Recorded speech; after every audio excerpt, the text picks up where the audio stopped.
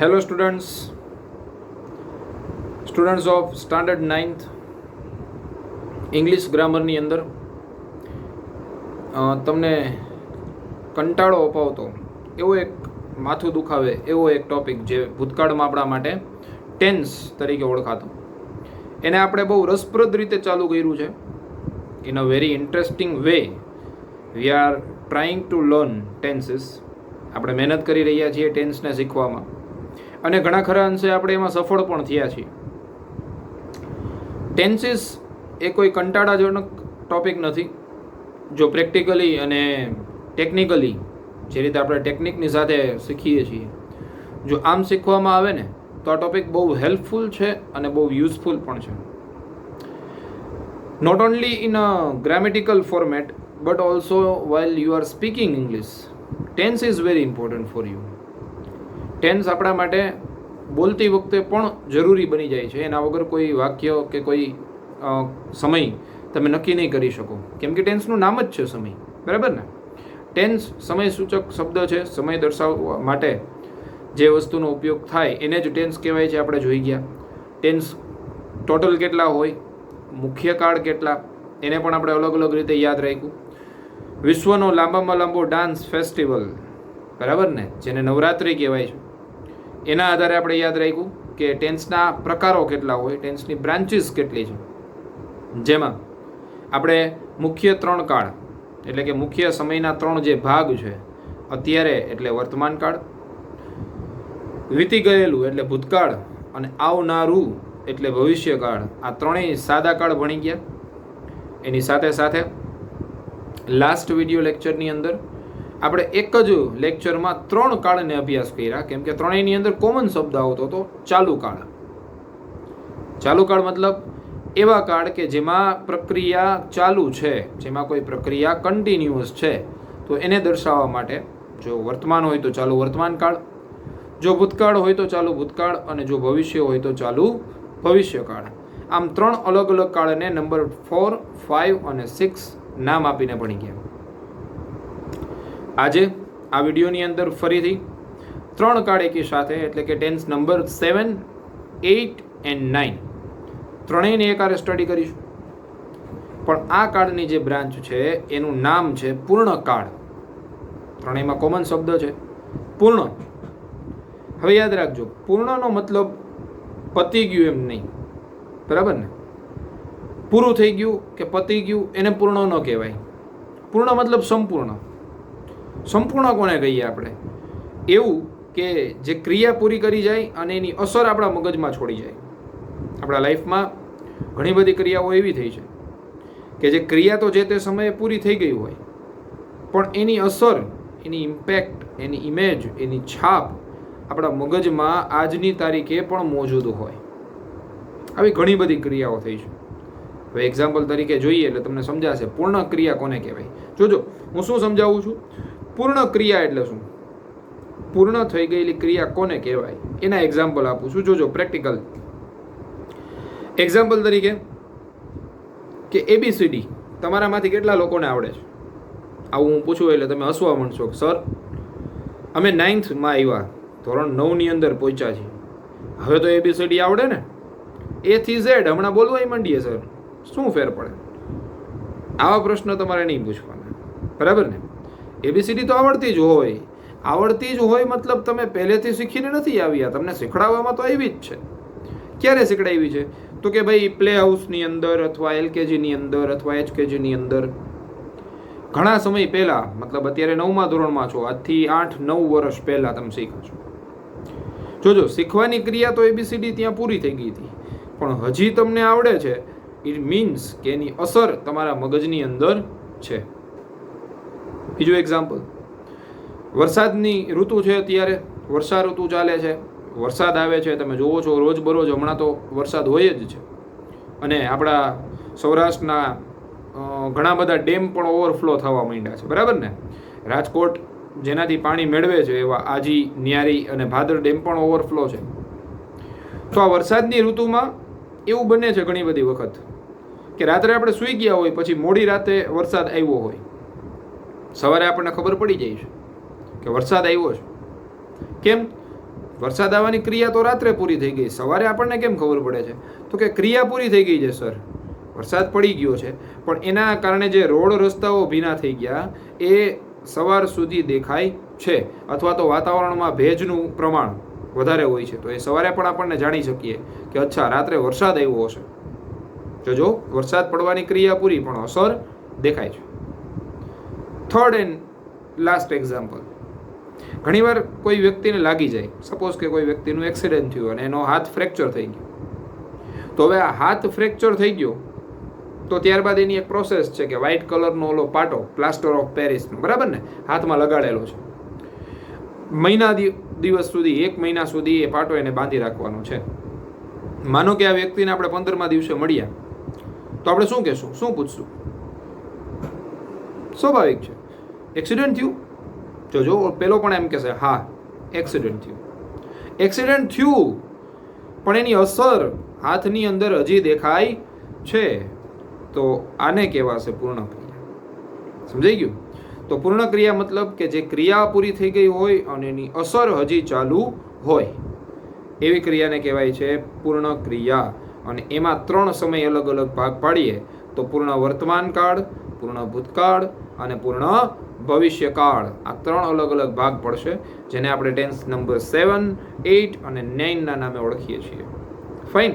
તો હવે બુકના માધ્યમથી એનું ફોર્મેટ જોઈ લઈએ, એક્ઝામ્પલ્સ સ્ટડી કરી લઈએ, અને ખાસ ઇમ્પોર્ટન્સ તમારું હોમવર્ક પણ હું આપી દઉં, 10 સેન્ટેન્સીસ કે જેમાં તમારે આ 3 કાર્ડની પ્રેક્ટિસ કરવાની છે. છોકરાઓ ખાસ ધ્યાન રાખજો, આજે આ વિડીયોની સાથે આપણા 9 કાર્ડ ટોટલ પૂરા થાય છે. અને મેં કીધું એ રીતે આ જ બધા કાર્ડ તમને ધોરણ 10ની અંદર, ધોરણ 11, ધોરણ 12 અને કોલેજના વર્ષોમાં પણ કામ આવશે. એટલે બુકમાં ખાસ મારી નમ્ર વિનંતી, અને વ્યવસ્થિત લખજો. એક્ઝામમાં પણ તમને ઉપયોગી છે, બુક ચેક કરાવશું ત્યારે પણ તમારે જરૂર પડશે. એટલે ખાસ વ્યવસ્થિત આને લખજો અને સમજતા જજો. 9 કાર્ડ પૂરા થાય એટલે બહુ મોટું એવું કાર્ય આપણું પૂરું થશે. હવે બાકી વધતા જે 3 કાર્ડ છે, that is not original tenses, બરાબર ને? એના માટે હું એક શબ્દ વાપરું છું, હોમ મેડ, ઘરે બનાવેલા કાર્ડ છે. તો સમજશું એને પણ નેક્સ્ટ વિડીયોમાં. પણ એ પહેલાં આજના જે આ 3 છે 7, 8, 9, પૂર્ણ વર્તમાન, પૂર્ણ ભૂત અને પૂર્ણ ભવિષ્યકાળ, અને બુકના માધ્યમથી વ્યવસ્થિત સ્ટડી કરી લઈએ, ત્યારબાદ આગળ વધીશું. સો હવે ટાઈમ બગાડ્યા વગર લેટ સ્ટાર્ટ. તો પ્રસ્તુત છે તમારી સામે ટેન્સ નંબર 7, 8 એન્ડ 9, રાઈટ? 7 એટલે પૂર્ણ વર્તમાન કાળ, 8 એટલે પૂર્ણ ભૂતકાળ અને 9 એટલે પૂર્ણ ભવિષ્યકાળ, બરાબર છે? ત્રણેયની અંદર કોમન આવે છે પૂર્ણ કાળ, ક્રિયાઓ પૂરી અને અસર શરૂ, વર્તમાનના સમયે, ભૂતના સમયે કે ભવિષ્યના સમયે, રાઈટ? ઓકે, તો હવે એના ઉપયોગો જોઈએ. ખાસ છોકરાઓ અહીંયા નોટ ડાઉન કરજો, કેમ કે ત્રણેયના ઉપયોગમાં થોડો ફેર આવશે, બરાબર? ઓકે, ઉપયોગોમાં પહેલો ઉપયોગ મતલબ ટેન્સ નંબર 7નો ઉપયોગ. ટેન્સ નંબર 7નો ઉપયોગ એટલે કે પૂર્ણ વર્તમાન કાળનો ઉપયોગ. જ્યારે કોઈ ક્રિયા પૂરી થઈ ગઈ હોય, સમજો, ખાસ શબ્દો ઉપર ભાર આપજો. શું પૂરું થયું હોય? ક્રિયા પૂરી થઈ હોય, પ્રોસેસ કમ્પ્લીટેડ, રાઈટ? પરંતુ તેની અસર એટલે એની ઇમ્પેક્ટ, એની છાપ, એની સ્તુતિ, એની અસર હજુ, ખાસ ધ્યાન રાખજો, ક્રિયા પૂરી છે, અસર હજુ ચાલુ હોય. ક્રિયા પૂરી હોય ને અસર હજુ ચાલુ હોય. જેમ મેં ABCDનું એક્ઝામ્પલ આપ્યું, કોઈ ફ્રેક્ચર થઈ ગયો હોય, હાથમાં એક્સિડન્ટ થયું હોય, એનું એક્ઝામ્પલ આપ્યું. તેને પૂર્ણ વર્તમાન કાળ કહે છે. ફરીથી, ક્રિયા પૂરી થઈ ગઈ હોય અને એની અસર હજુ ચાલુ હોય તેને પૂર્ણ વર્તમાન કાળ કહે છે, ટેન્સ નંબર 7. ત્યારબાદ નંબર 2 ઉપયોગ છે નંબર 8 ટેન્સનો, પૂર્ણ ભૂતકાળ. કોઈ ક્રિયા ઘણા લાંબા સમય પહેલાં, ખાસ અંડરલાઇન અને આને યાદ પણ રાખવું, ઘણા લાંબા સમય પહેલાં, મતલબ 10 વર્ષ, 15 વર્ષ, 20 વર્ષ, 50 વર્ષ, 100 વર્ષ વગેરે વગેરે. કોઈ ક્રિયા ઘણા લાંબા સમય પહેલાં, મતલબ 2-3 દિવસ પહેલાં નહીં ચાલે, 1-2 મહિના કે 2-3 વર્ષ પહેલાં પણ નહીં ચાલે, ઘણા લાંબા સમય પહેલાં પૂર્ણ થઈ ગઈ હોય તો તેને પૂર્ણ ભૂતકાળ કહે છે. હવે આમાં સ્વાભાવિક છે કે આની અસર હવે હોય કે ન હોય એ જરૂરી નથી, પણ હા, ક્રિયા ઘણા લાંબા સમય પહેલાં પૂરી થઈ ગઈ હોવી જોઈએ. જેમ કે તમે કહી શકો કે 1947માં, આજથી ઘણા વર્ષો પહેલાં ભારત દેશને આઝાદી મળી, તો આને આપણે કહી શકીએ ઘણા વર્ષો પહેલાં, રાઈટ. ત્યારબાદ નંબર 3 તો ઉપયોગ છે નંબર 9નો, એટલે કે પૂર્ણ ભવિષ્યકાળનો ઉપયોગ. એમાં છે કોઈ ક્રિયા ભવિષ્યના ચોક્કસ સમયે, ખાસ ધ્યાનથી આ એક એવો કાર્ડ છે છોકરાઓ, તમને પ્રેક્ટિકલી કહી દઉં કે આમ જોવો ને તો પ્રેક્ટિકલી લાઈફમાં, એટલે કે આપણી રોજબરોજની ક્રિયાઓમાં પૂર્ણ ભવિષ્યકાળ જેવો કોઈ કાળ જ નથી. કેમ? તમને નવાઈ લાગશે, સર તો અમને શું કામ ભણાવો છો? મેં કીધું હતું કે આપણે ટોટલ કુલ ગ્રામરની અંદર 12 કાર્ડ છે, એટલે એમાં એક પણ આપણે ઉડાડી નહીં દઈએ, બધા જ ભણીશું, બરાબર ને? પણ આમ જુઓ ને તો પ્રેક્ટિકલ લાઈફમાં એનો ઉપયોગ નથી. શું કામ ઉપયોગ નથી એ તમને સમજાવી દઉં કે ભવિષ્ય ખરું, હાલો, ભવિષ્ય એક તો આપણા દ્વારા નક્કી નથી થતું, બરાબર ને? ભવિષ્ય કોના હાથમાં છે? તો કે ગોડ, ભગવાન, અલ્લાહ, ઈશ્વર, એમના હાથમાં આપણું ભવિષ્ય છે, આપણે નક્કી નથી કરી શકતા. તો પૂર્ણ ભવિષ્ય કેવી રીતે નક્કી કરી શકાય? સમજાણો મારો મતલબ? કે પૂર્ણ ભવિષ્યમાં કોઈ ચોક્કસ સમય આવશે, ક્રિયા પૂર્ણ થઈ ગઈ હશે, આવું આપણે શ્યોર કહી શકીએ નહીં, 100% આપણે કહી શકતા નથી. કેમ કે ભવિષ્યમાં શું થવાનું છે એ કુદરતને જ ખબર છે, આપણને કોઈને ખ્યાલ નથી. તો અહીંયા આનો ઉપયોગ પણ મેં એવો જ લખ્યો છે. જો કોઈ ક્રિયા ભવિષ્યના ચોક્કસ સમયે પૂર્ણ થઈ તેવો અંદાજ લગાવવા માટે, ખાસ ધ્યાન રાખજો, ગેરંટી આપણે અહીંયા આપતા નથી, સાદી સરળ ભાષામાં કહું તો વોરંટી છે. અંદાજ લગાવવા માટે પૂર્ણ ભવિષ્યકાળ વપરાય છે. તો પ્રેક્ટિકલી આ કાળ ઉપયોગમાં નથી, પણ અહીંયા હા, ગ્રામેટિકલી આપણે એનું ફોર્મેટ પણ જોઈ લઈશું. ફોર્મેટ તમને ખ્યાલ છે એવી રીતે આપણે 3 ભાગમાં જોઈએ છીએ, બરાબર ને? હકારની વાક્ય રચના, નકાર અને પ્રશ્નાર્થ. હકારમાં આપણે કરીએ છીએ પ્લસની સાઇન, નકારમાં માઇનસ અને પ્રશ્નાર્થમાં પ્રશ્નાર્થ ચિહ્ન, બરાબર? જોઈએ અહીંયા આપણી સામે છે. પેલું લઈએ પોઝિટિવ, એટલે કે પ્લસ હકાર. હકારમાં કર્તા, કર્મ, અન્ય શબ્દો, એ બધું તો એઝ ઇટ ઇઝ. ક્રિયાપદનું અહીંયા ખાસ છોકરાઓ ધ્યાન રાખજો. ક્રિયાપદ અહીંયા વપરાય છે V3. V3નો મતલબ થાય, અહીંયા હું લખું પણ છું તમારા માટે, V3 ને ઇંગ્લિશમાં કહેવાય પાસ્ટ પાર્ટિસિપલ. પાસ્ટ પાર્ટિસિપલ એટલે પૂર્ણ કૃદંત. હજી ન સમજાય તો એવું કહું કે પાસ્ટ પાર્ટિસિપલ પૂર્ણ કૃદંત એટલે ક્રિયાપદનું ત્રીજું રૂપ, જેને હાર્ટ ઓફ ઇંગ્લિશ વર્બની સમજૂતીમાં આપણે જોઈ ગયા. V1, V2, V3, આ 3 જે છે ને એનો આ ત્રણેય કાળમાં ઉપયોગ થશે. તમે જોજો ત્રણેયમાં 3 જ છે, બરાબર ને? V3 જ છે, રાઈટ. V3 એટલે તમારે છોકરાઓ, મેં તમને કીધું એમ, વેરી યુઝફુલ વર્બમાંથી પાકું કરવાનું રહેશે. ગો, વેન્ટ અને ગોન, આ ગોન ત્રીજું રૂપ થાય તો ગોનને આપણે ઉપયોગ કરશું. જેમ ટેક, ટુક અને ટેકન, તો ટેકનને ઉપયોગ કરશું, બરાબર ને? તો ત્રીજું રૂપ તમારે અહીં યાદ રાખવાનું થશે. એ સિવાય નવા શબ્દોમાં છે આપણી પાસે અહીંયા સહાયકારક ક્રિયાપદમાંથી લઈ આવેલા હેવ અથવા હેઝ, વર્તમાન હોય તો, ભૂતકાળ હોય તો હેડ, અને ભવિષ્ય હોય તો શેલ હેવ અથવા વિલ હેવ. યાદ રાખજો, આ અલગ નથી, એક જ છે, વિલ હેવ અને શેલ હેવ. ફાઇન. હવે ક્યારે હેવ અને ક્યારે હેઝ જો એ પ્રશ્ન થતો હોય, સ્વાભાવિક છે આ પ્રશ્ન થશે, તો યાદ રાખજો ત્રીજો પુરુષ એકવચન, માત્ર ને માત્ર ત્રીજો પુરુષ એકવચન, એટલે કે હી, શી, ઇટ અથવા કોઈ એકવચન નામ. ફરીથી, હી, શી, ઇટ અથવા તો કોઈ એકવચન નામ જ્યારે આપેલું હોય ત્યારે જ હેઝનો ઉપયોગ કરવો, બાકી બધામાં હેવ. હા, હેડમાં આવું વિચારવાનું નથી અને આમાં પણ આવું વિચારવાનું નથી. તો વાક્યરચના યાદ કરાવી દઉં. હકારની વાક્યરચના છે કર્તા, હેવ અથવા હેઝ, બેમાંથી કોઈ એક. V3 કર્મ અને અન્ય શબ્દો. ભૂતકાળ કરીએ આપણે પૂર્ણ ભૂતકાળ તો હેવ હેઝની જગ્યા હેડ લઈ લેશે, અને ભવિષ્ય કરીએ તો શેલ હેવ અને વિલ હેવ આવી જશે.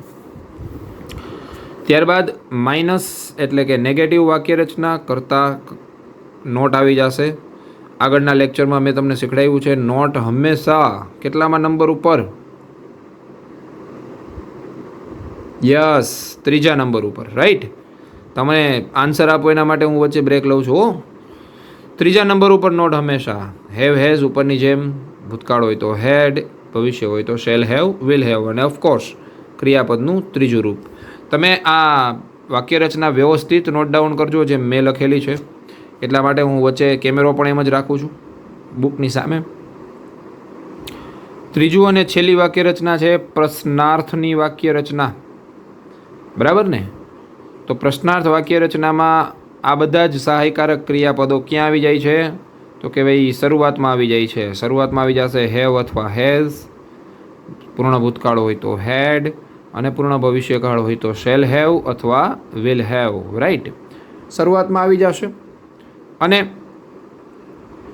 ત્યારબાદ આવી જશે કર્તા, કર્તા પછી V3, V3 પછી કર્મ, કર્મ પછી અન્ય, અન્ય એટલે અન્ય શબ્દો, અને પ્લસ પ્રશ્નાર્થ ચિહ્ન અહીંયા ભૂલાય નહીં કેમ કે પ્રશ્ન વાક્ય રચના છે. ફાઇન. તો આ થઈ ગઈ આની વાક્ય રચના ત્રણેય કાળની એકી સાથે. ફરીથી have has had shall have will have આ જ યાદ રાખવાનું છે. ક્રિયાપદ તો ત્રણેયમાં સરખું જ છે. પણ હજી ન સમજાય તો ચિંતા ન કરતા કેમ કે એક્ઝામ્પલ્સ અભી બાકી હે મેરે દોસ્ત. Here are your examples. Example number 1. પહેલું એક્ઝામ્પલ છે I have finished my lunch. મેં મારું ભોજન પૂરું કર્યું. તો ભોજન પૂરું થયું અને એની અસર, એની એનર્જી, એની શક્તિ મળવાનું હજી ચાલુ છે. એવી જ રીતે એને નકાર બનાવીએ તો આ જ વાક્ય હકાર હતું, એને નકાર બનાવવું હોય. જોજો આ ધ્યાનથી જોઈ લેજો કેમ કે હોમવર્કમાં તમારે આ જ કામ કરવાનું હોય છે. બરાબર ને? I have finished my lunch, નકાર વાક્યનું બને છે આઈ હેવ નોટ. બસ ત્રીજા ક્રમે ખાલી નોટ મૂકી દેવાનું. જોજો યાદ રાખજો ત્રણેય વાક્ય પૂર્ણ વર્તમાન કાળના જ છે, ખાલી વાક્ય રચના અલગ અલગ છે. પહેલામાં હકાર, બીજામાં નકાર અને પછી પ્રશ્નાર્થ. બરાબર? ફરીથી I have finished my lunch. બીજું વાક્ય છે I have not finished my lunch. અને એને પ્રશ્ન બનાવીએ તો હેવ છે એને આગળ લઈ લઈએ. Have I finished my lunch? પ્રશ્નાર્થ છે. જો આ સમજાઈ ગયું હોય તો બીજું એક્ઝામ્પલ સમજાશે. બહુ ટૂંકમાં લખેલું છે. રાહુલ હેડ કમ. હેડ આવ્યું એટલે પૂર્ણ ભૂતકાળ. નેગેટિવ બનાવો તો હેડ પછી ખાલી નોટ એડ કરવાનું. Rahul had not come. અને પ્રશ્ન બનાવો તો હેડ રાહુલ કમ? રાઈટ, પ્રશ્નાર્થ ચિહ્ન. ખાસ ધ્યાન રાખજો ભવિષ્યમાં. આની આગળ પણ મેં તમને કીધું હતું, ચાલુ ભવિષ્યકાળમાં પણ ધ્યાન એમાં જ રાખવું પડે આપણે. We shall have completed this year. કદાચ આપણે આ વર્ષ પૂરું કરી શકીએ. બરાબર ને? કોરોનાની મહામારીને કારણે આપણને ખ્યાલ છે પરિસ્થિતિનો. તો કદાચ આપણે આ વર્ષ પૂરું કરી શકીએ. પૂર્ણ ભવિષ્યકાળ. નેગેટિવ બનાવો ને તો ખાસ ધ્યાન રાખજો શેલ હેવની વચ્ચે મૂકી દેવું પડશે નોટ. પણ આપણે યાદ રાખીએ છીએ એને અલગ રીતે. કેવી રીતે? નોટ હંમેશા ત્રીજા ક્રમે. વી શેલ પછી ત્રીજો નંબર નોટ પછી હેવ પછી કમ્પ્લીટેડ પછી ધીઝ યર ફૂલ સ્ટોપ. પ્રશ્ન બનાવો તો શેલ આગળ આવશે માત્ર. Shall we have completed this year? પ્રશ્નાર્થ ચિહ્ન. બરાબર? તો અહીંયા નોટ આવતું નથી પણ શેલ આગળ વયું જાય છે. આ થઈ ગયા આપણા ત્રણેય એક્ઝામ્પલ, ત્રણેય કાળના અલગ અલગ. હવે ટાઈમ છે, it's time for your homework. Right? હોમવર્કને જોઈએ. હોમવર્કના વાક્ય તમને સમજાવી પણ દઉં અને એક વાક્ય સોલ્વ પણ કરી દઉં કેવી રીતે કરવું. જેમ ચાલુ કાળમાં આગળ તમે પ્રેક્ટિસ કરી ગયા એ જ રીતે અહીંયા વાક્યની પેટર્ન મેં એ જ રીતે આપેલી છે. તો તમને સમજાઈ જશે. I hope so. તમે લખી પણ લેજો આ વાક્યોને. પહેલું વાક્ય છે I have taken a break. બીજું વાક્ય પૂર્ણ ભૂતકાળનું વી હેડ સીન ધીસ. અને ત્રીજું વાક્ય પૂર્ણ ભવિષ્યકાળનું હી વિલ હેવ કમ. હવે તમારે શું કરવાનું છે તો કે પહેલું પૂર્ણ વર્તમાનકાળ છે અને એનું કેવું વાક્ય છે તો કે એનું સર હકાર વાક્ય છે. તો તમારે એને બનાવવાનું નકાર અને પ્રશ્નાર્થ. એટલે બે વાક્ય બનશે. ઓકે. બીજામાં પણ એવું છે હકાર વાક્ય, તો નકાર અને પ્રશ્નાર્થ. આમાં પણ નકાર અને પ્રશ્નાર્થ, પણ કાળ બદલી જાય છે. જોજો એક વાક્ય હું તમને સોલ્વ કરી બતાવી દઉં. I have taken a break. Negative બનાવો તો આવું બનશે I have not taken a break. અને પ્રશ્ન બનાવીએ તો have I taken a break, પ્રશ્નાર્થ ચિહ્ન. બરાબર, આ રીતે બધા જ વાક્ય બનાવવાના રહેશે. બોલી જાઉં છું હું તમારી સહેલાઈ માટે. Roy has not sung a song, આમાં 3 નેગેટિવ હશે. Roy has not sung a song. Rahul had not drawn this picture, રાહુલે આ પિક્ચર દોરેલું નથી ક્યારેય ભૂતકાળમાં. Jay will not have gone to Surat, Jay ભવિષ્યમાં સુરત જવાનો નથી. તો આ નકાર છે ત્રણેય, તો તમારે બનાવવાના રહેશે હકાર અને પ્રશ્નાર્થ. યસ. ત્યારબાદ 7, 8, 9. હેઝ નેહા મેડ ધીસ, શું નેહાએ આ બનાવેલું છે? હેડ નેહા એક જ વાક્ય રાખ્યું છે, મિસ્ટેક ન આવે એના માટે. હેડ નેહા મેડ ધીસ અને will Neha have made this, question mark. જોજો અહીંયા વિલ અને હેવ છૂટા પડી ગયા. બરાબર. 10મું અને છેલ્લું વાક્ય, for your more practice. I have never scene this movie, મેં આ મૂવી ક્યારેય પણ જોયેલું નથી. તો ક્યારેય નેવર તરીકે લખાશે. બરાબર, પણ નેવરને તમારે અહીંયા નેગેટિવ જ સમજવાનું. ઇઝ ઇક્વલ ટુ નોટ, નોટના બરાબર છે. રાઈટ. તો અહીંયા તમારા 10 હોમવર્કના વાક્ય પૂરા થાય છે. તમારી સામે મૂકેલા છે મેં 10 વાક્ય, અહીંયા પૂરા થઈ જશે. આ પૂરા કરી લ્યો એટલે આની સાથે મેં તમને કીધું એ રીતે પૂરા થાય છે આપણા 9 કાર્ડ, જે બહુ મોસ્ટ આઈએમપી હતા. 9 કાર્ડ આવડી ગયા હશે તો અને તો જ હવેના 3 કાર્ડ આવડશે. પણ उसके लिए पिक्चर अभी बाकी है मेरे दोस्त. फाइन. लास्ट લેક્ચર હવે હશે આના પછી ટેન્સનો. ટેન્સ એમાં 100% પૂરા થઈ જશે. તો મળીએ નેક્સ્ટ વિડીયો લેક્ચરની અંદર, જે ટેન્સનો છેલ્લો લેક્ચર હશે. પછી કોઈ નવો ટોપિક સ્ટાર્ટ કરીશું. Till then stay at home, stay safe, good by.